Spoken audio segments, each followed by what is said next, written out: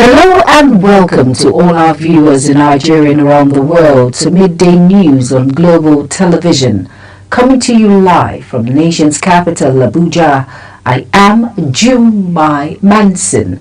A quick reminder that Global Television is on DSTV channels 365 and Star Times channel 276. Now the news in full.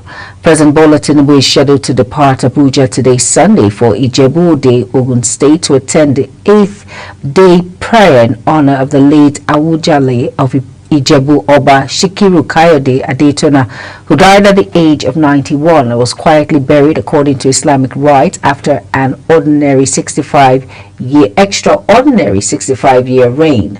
The event, set to hold at the expensive Dikpo Dana International Stadium, is expected to draw a high-powered delegation of traditional rulers, political leaders, captains of industry, and religious figures from across Nigeria and beyond. Tinubu will be joined by Ogun State Governor Dakmo Abiodun and other top dignitaries at the solemn ceremony, which marks the passing of one of Nigeria's most influential monarchs. Meanwhile, Nigeria's First Lady, Senator Oluremi Tinubu, led a powerful delegation of women, including wives of National Assembly leaders, state governors, ministers, and service chiefs, to Daura, Katsina State, to condole with Hajia Aisha Buhari following the death of her husband and former President Muhammadu Buhari. The delegation paid a visit to the Emir of Daura, Alhaji Umar Farouk Umar, who openly declared support for President Bola Tinubu's re-election bid in 2027, before offering prayers at the late president's gravesite and visiting the residence of Buhari's close ally, Mamun Daura. In her remarks, the First Lady described Buhari as an exceptional statesman who made Nigeria proud, while Mamun Daura expressed deep appreciation for the honor accorded the deceased leader. Imo State Governor Senator Hope Uzodinma has called for bold constitutional reforms to correct regional imbalance and strengthen Nigerians' unity. He made this known at the zonal public hearing on constitution review for Imo and Abia State. Our correspondent Amarachi Ibe reports. The hearing in Owerri, organized by the 10th House of Representatives, brought together key stakeholders and community leaders. Governor Uzodinma listed 4 main demands: new state for the southeast, recognition of place of birth for indigenship, rotation of presidency among Nigeria's 6 geopolitical zones, and the creation of state police to improve local security. For the constitutional entrenchment of rotational presidency, the rotational presidency not along the ambiguous north and the south divide. Since we have 6 geopolitical zones, it should be included into our constitution.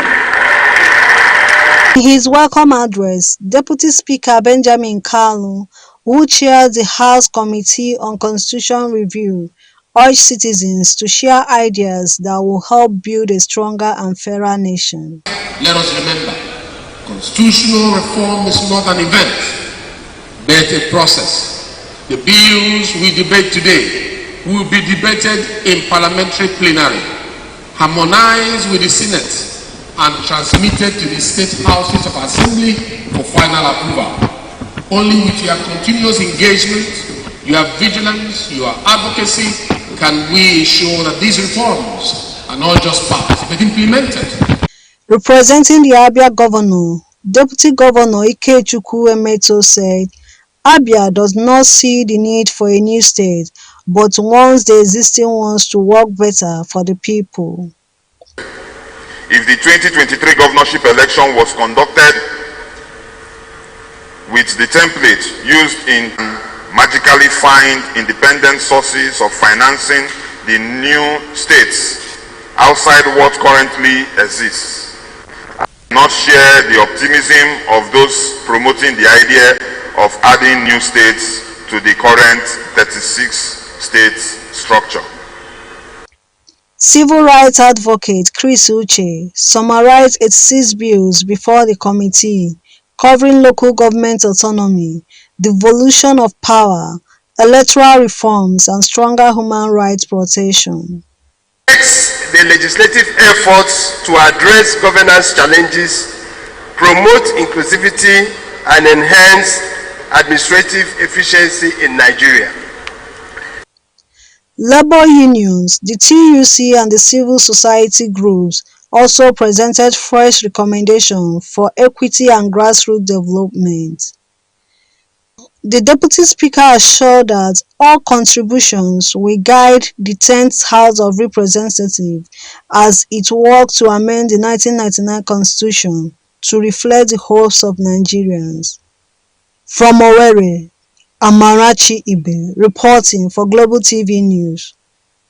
Thank you, Amarachi, for that report. Suspended Senator Natasha Akpoti-Uduaghan has declared her intention to resume legislative duties at the National Assembly on Tuesday, July 22nd, citing a federal high court ruling that invalidated her suspension and asserting that decision remains binding despite the pending appeal filed by Senate President Godswill Akpabio.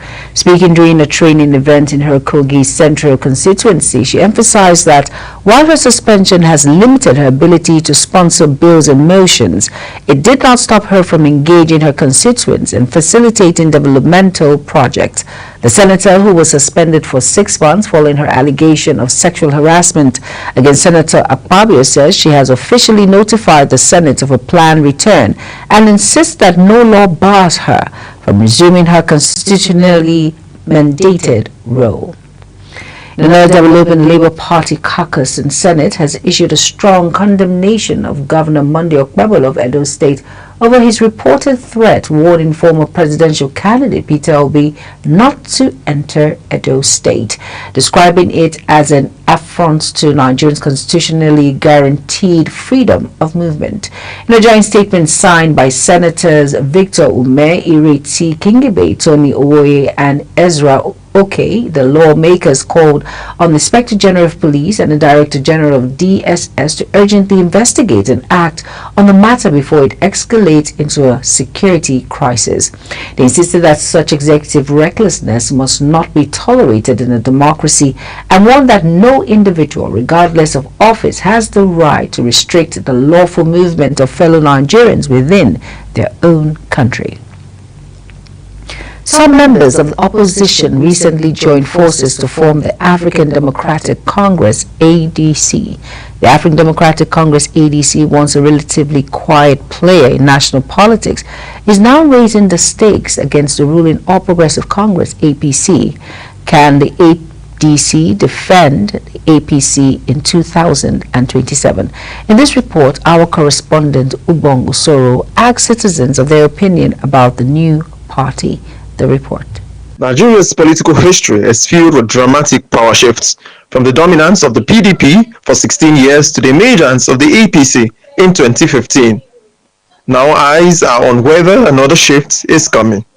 In July 2025, opposition heavyweights, including former Vice President Atiku Abubakar, Labour Party's Peter Obi, former Senate President David Mark, and former governors Ralph Arabiola and Rotimi Amechi, united under the ADC platform. The coalition chose ADC as its vehicle to challenge APC's grip on power in 2027, citing the need to prevent one-party dominance and to present a united front. David Mark now serves as interim national chairman, while Arabiola as interim secretary. Founded in 2005, the ADC had previously maintained a modest presence in national politics, but this recent coalition has breathed new life into the party, turning it into a centerpiece of opposition strategy ahead of the next elections. It's not possible for them to unseat the sitting government. What are the reasons? This is a government, the candidate, which before now, he was not in the system like being the government. But he find his way to become the sitting president. So you know, there is a way the Nigerian politics work. It is not possible you just come and unseat a sitting president. Observers say the move mirrors the 2015 alliance that brought APC to power. The question is, can history repeat itself? I don't think they will be able to win APC, because when a man who has not been in the seat can be able to win and come over. Now that he's sitting, I don't think they will win him because he has every power to put everything in place as soon as it concerns his growth in the office. If they do the right thing, I believe they will collect it. What is there that they're supposed to zone it, the place supposed to be, that is south. It's turn of south. It's 8 years. So if they zone it to the south, understand, let's assume that they give it to the south, will run for it. But if we go to north, definitely they will lose it. As preparations for 2027 intensify, the real battle may be between the old guards and a united opposition seeking to disrupt the status quo. Ubong Usoro for Global TV. World leaders, activists, and citizens converge in Abuja to reaffirm their commitment to democratic values in Algeria and call for transparency, accountability, and inclusive governance on the global stage. Over now to Samuel Odi's report. Ahead of International Conference on Democracy in a show of unity aimed rising global authoritarianism, heads of states, civil society leaders, and human rights advocates called for urgent collaborative actions to defend fundamental freedom, uphold transparent governance, and restore public trust in domestic institutions worldwide. What must African democracy look like in the age of digital disruption, youthful surges, and global uncertainty? How do we forge robust institutions, build credible elections, and entrench accountability, not rhetorically, but in deeds and not dollars? How do we ensure that our economic systems foster sovereignty, that our social contracts are vibrant, and that every African voice, women, youth, rural, urban, finds her place in our democracy? The program director, Godson Mwankwo, said African leaders owe it to the young people who comprises of the vibrant heart of society to build institutions that are both inclusive and enduring. He further stated that African youths also owe it to the elders to honor the wisdom that has carried Africans thus far, and to our children the promise of a continent unvaccinated from dependency. When we have this conversation, we realize that our founding fathers faced this same challenge. And the vision of the founding fathers that came together when they formed the AU was to open up Africa, to unite Africa so that we can be united among ourselves. We are a continent of 1.4 billion people with a potential market of $3 trillion.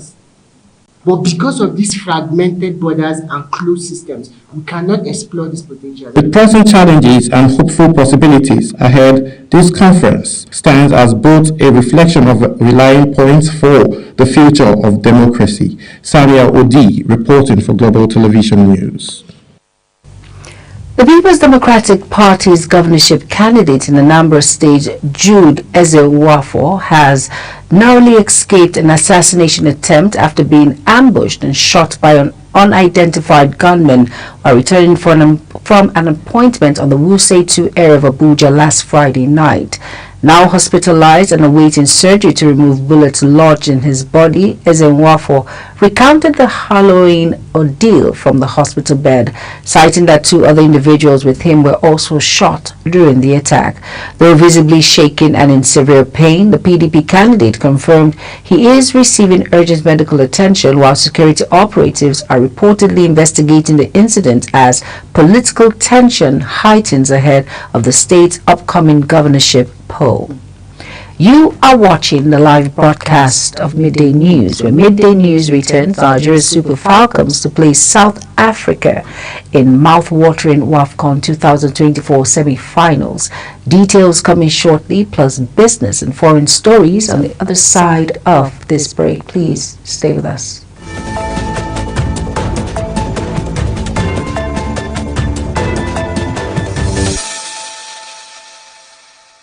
You're welcome back, and if you're just tuning in, this is Midday News on Global Television. Thank you for staying with us. In business stories now, the Nigerian equities market has notched an impressive 10-day winning streak, propelling the all-share index ASI up to 8.76% and adding a massive 6.902 trillion naira to investor wealth as market capitalization crossed the 83 trillion naira mark. From July 7 to July 18, the ASI climbed from 120,989 131.66 to 131,585.66 points, with bullish trading, improved liquidity, and investors' confidence driving the momentum. Analysts attribute the year-to-date return of 27.84% to strong market sentiment, sustained foreign and domestic interest, and strategic positioning by international players ahead of mid-year earning releases. Kaduna State Governor Uba Sani has inaugurated a multi-stakeholder committee to oversee the fair and transparent distribution of over 300 truckloads of fertilizers to 100,000 farmers across the state as part of effort to boost food production and rural livelihoods. According to Agriculture Commissioner Murtala Dabo, the distribution will be closely monitored at both state and local levels, with the committee comprising representatives from civil society, traditional and religious institutions, security agencies, labor unions, and anti-corruption bodies. Smallholder farmers will receive 2 bags of fertilizer for free, while commercial farmers will benefit from a 40% subsidy on the state's new agriculture resilience initiative. The trend of micro and small businesses in Nigeria's capital, Abuja, is becoming alarming, defacting the city and making it more of a market than administrative capital that it was designed to be. The phenomenon has not only become a common sight for all Abuja, but is fast redefining the perception of the city by both residents and visitors. Sadia Yakubu provides insight on the dynamics of hawking and its implication. The practice of selling goods on the streets or along roads has become an increasingly visible feature in Abuja, despite the city's status as a planned urban center with strict regulations. Hawking persists as a daily survival strategy for many. At the Federal Secretariat, for instance, business of food items and other household commodities is patronized by people who work in the area. Although hawking is prohibited in the city center, many of the vendors, especially young people and women, resort to selling items such as snacks, drinks, electronics, and clothing due to lack of gainful employment opportunities. Respondents speak on major factors driving this trend. My own problem is say as the country they had, may they just allow us more, they manage our life, they go. Anything what we see, more just they manage to survive with our children. As women in the society, in the community, so we are strong to feed our children. But the task they are always disturbing us. People from less developed regions migrate to Abuja in search of better livelihoods, often end up in setting up small businesses like hawking and selling of items for survival.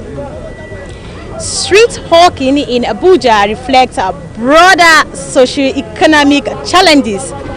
While regulatory enforcement is necessary, long-term solutions must address poverty, unemployment, and inclusive urban planning. Sadia Yakubu, Global Television.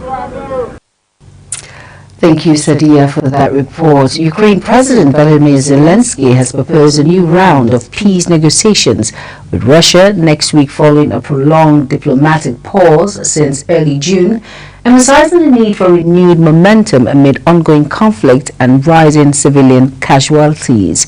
In a national address, Zelensky expressed willingness to meet Russian President Vladimir Putin face-to-face to pursue lasting peace, despite previous breakdowns in talks and hardline demands from Moscow, including territorial concessions and a rejection of Western support. The Kremlin has shown conditional openness to fresh talks after U.S. President Donald Trump issued a 50-day ultimatum for peace, vowing new NATO-backed military aid to Ukraine if no progress is made. An offer that comes amid intensifying Russian airstrikes that recently claimed 3 more civilian lives. At least 37 people have been confirmed dead and several others remain missing after a tourist boat named Wonder Seas capsized during a violent storm in Vietnam's Ha Long Bay, a UNESCO World Heritage Site and top tourist destination. The vessel was carrying 58 passengers, mostly families from Hanoi, when it was hit by territorial rain, hailstones and lightning, causing it to overturn in rough waters as rescue operations struggled against the extreme weather. Among the victims were at least 8 children, while a 10-year-old boy miraculously survived by escaping from an air pocket in the hull, prompting Prime Minister Pham Minh Chinh to order full investigation and promise accountability for any regulatory failures. At least 14 people have been confirmed dead and 12 others are missing after relentless downpours triggered widespread flooding and landslides across South Korea, devastating homes, submerging roads, and displacing nearly 10,000 residents, with significant damage reported to farmlands and livestock. Hard-hit areas like Yongyong and Shung witnessed entire villages swallowed by mud and debris, prompting drastic rescue efforts and an urgent response from President Lee Jae-myung, who declared special disaster zones and ordered an all-land recovery operation. Although rainfall has shifted northward from Seoul near an alert, the nation is also preparing for an intense heat wave expected to follow, compounding the suffering in affected communities. In sports stories now, defending champion South Africa have set up a high-stakes semi-final showdown against Nigerian Super Falcons at the 2024 Women's African Cup of Nations after defeating Senegal 4-1 on penalties following a goalless 120 minutes in Ojoda. Bayana had previously lost 2 WAFCON finals to Nigeria, including a penalty shootout defeat in 2018, finally broke their shootout course with clinical perception to earn a historic win and book a spot in the final tour. Nigeria, chasing their 10th WAFCON crown under the Mission X campaign, demolished Zambia 5-0 in their quarterfinal and will now face their fiercest rivals in a match set to high up Casablanca on Tuesday, with the winner advancing to face either host Morocco or Ghana. Ukraine's Alexander Yuks delivered a masterclass performance on Saturday night at London's Wimbledon Stadium, knocking out Britain's Daniel Dubois in the 5th round to become the undisputed heavyweight world champion. The 30-year-old southpaw, who now holds the WBA, WBC, WBO and IBF titles, floored his much younger opponent with devastating left hook just 1 minute and 52 seconds into the round, capping a dominant display that extended his professional record to 24 wins with no losses. Yuks celebrated the unification triumph with trademark humility, dropping to his knees in the ring and joking, "38 is a young guy, remember." Raising table tennis sensation Matthew Kuti has defended his men's single crown at the 2025 ITTF African West Regional Championship, defeating fellow Nigerian Abdul Fatai Abdul Basit 4-2 in a thrilling final at the Teslim Balogun Stadium in Lagos. At just 14, Kuti becomes the first player in the tournament history to retain the men's single title following his breakthrough win at the last edition in Lomé, Togo. In women's singles, Ajoke Ojomo secured gold after sweeping Shukurat Ayebigon 4-0, dedicating her win to redemption following a painful injury-forced withdrawal in the previous championship. That's it on Global TV Midday News. A quick reminder that Global TV is on DSTV channel 365 and Star Times channel 276. Kindly follow us across all social media platforms now showing on your screen by using @GlobalTVNG. I am Jumai Manson. Thank you for watching. Good afternoon.